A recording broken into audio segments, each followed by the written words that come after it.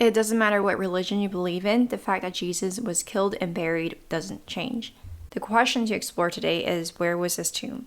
There are two main candidates, and let's start by looking at the most popular one, the Church of the Holy Sepulcher. Sepulcher basically means tomb. There is a rotunda that is constructed within the church, and it holds a slab of stone that is believed to be the marking of the burial site of Jesus. So why is this particular location the most popular belief? Well, we have to delve into a little bit of the historical context. Jerusalem was ruled by the Roman Empire when Jesus was buried. A few decades after the burial, Jewish people revolted against the empire, which resulted in the destruction of Jerusalem. It is hard enough to find the burial site among the ruins, and to make things more complicated, the Jewish people revolted again in 132 AD, which eventually propelled Emperor Hadrian to demolish all traces of Jewish culture and history by rebuilding Jerusalem as a Roman city. Inside the city, he built a temple for the Greek gods on a gigantic platform that he staged over historical ruins of the Jewish people.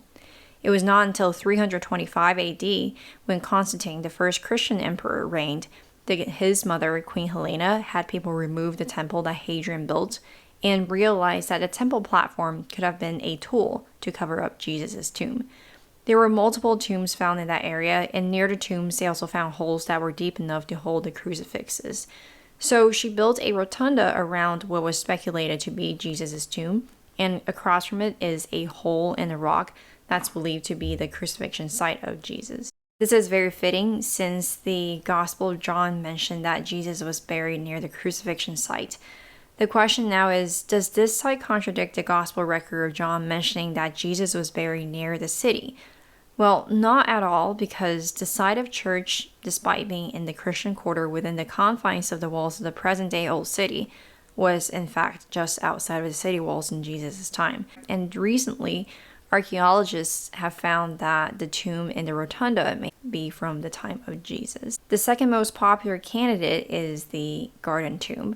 This is a site where most Protestant Christians believe to be the burial site. So what are their reasons? Well, we were just talking about the tomb being near but outside of the city. This garden tomb is just outside of the current-day Old City, near the Damascus Gate. The Bible also have accounts saying that Jesus was buried in a garden, and next to the garden tomb is a wine press, which used to be the indication for gardens. The Bible also mentioned that he was buried in a rich man's tomb, and the garden tomb is spacious and has a 3-seating arrangement clearly built for a rich person. And lastly, the Bible also mentioned that Jesus was buried near his crucifixion site. Again, this garden tomb is not exactly close to the Church of the Holy Sepulcher, but Protestant Christians believe that the crucifixion site is actually next to a hill just across from the garden tomb. The Gospel book mentioned that Jesus was crucified at Golgotha, which means the place of the skull. And the hill outside of that garden tomb has the shape of a skull.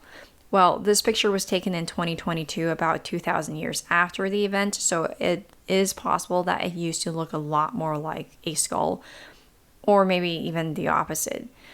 Was this place a plausible location for a crucifixion to take place? Well, back in the days, the Romans usually crucified criminals in extremely public areas, with lots of passerby to make sure that people witnessed the brutality of the crucifixion.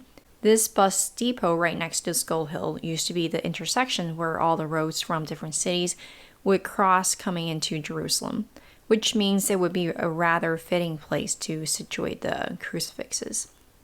But with all that said, it is very unfortunate that recent discovery dates the garden tomb back to before Jesus' time. Despite of all this, it does not detract from this pleasant place where Christians gather, sing, and pray all year round. So lastly, what is my opinion after visiting both places? I personally enjoyed walking around the garden tomb a lot more than the Holy Sepulcher, just because the church is very dark and eerie, whereas the garden is bright and open. Nobody really knows where Jesus' tomb is, and it could very well be neither of these places. And that doesn't really matter, because the truth is Jesus has risen. He's not there anymore. The Bible tells us to set our hearts on the things of God and not the things of men, and not to look onto the things that are seen, but the things that are unseen. If we're still trying to figure out where Jesus used to be buried, we lose sight of where he is right now, which is at the right hand of God.